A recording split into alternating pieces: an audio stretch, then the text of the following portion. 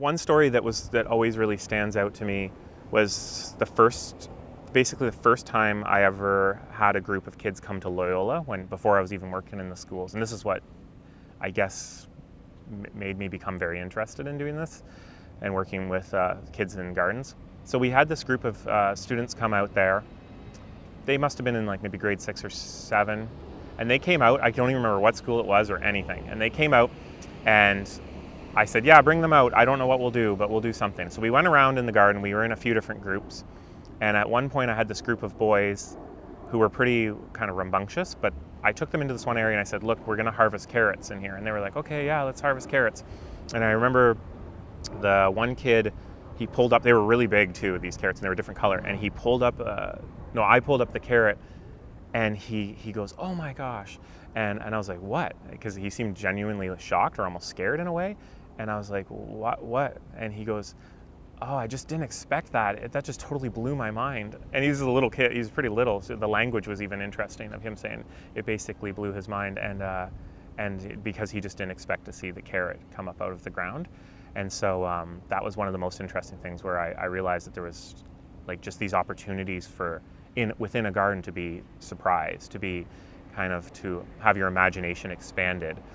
Because then you start to look at all these plants around you and you think, what are the possibilities of that plant? Because if this little tuft of green grass that's sticking above the ground, if it's tugged, it pulls out this huge red carrot, then what's the possibility of that green plant over there? And what's the possibility of this purple thing over here? And I think it starts to get people to look around, for people to look around in the world and ask themselves, like, what other values are there in plants and things that are around us, even in a city, which a lot of people don't think there's much nature, but there is. And kids are often really surprised by nature because I feel like they don't look at it very much. And so that's one of the most interesting things was that, and this story I heard from a woman who had started one of the edible schoolyards down in the United States. This one student in a group who sat out every single day that they did gardening in the corner and never participated, not one time, had no interest.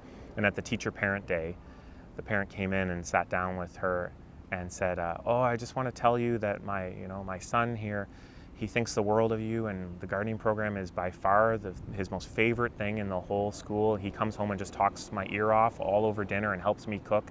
He learned so much about how to prepare the foods, and she had to look at her paper and say, like, what was this kid who said that, And then it was him, and she's like, for real? And she's like, no, why? Oh, and it was his favorite thing by far.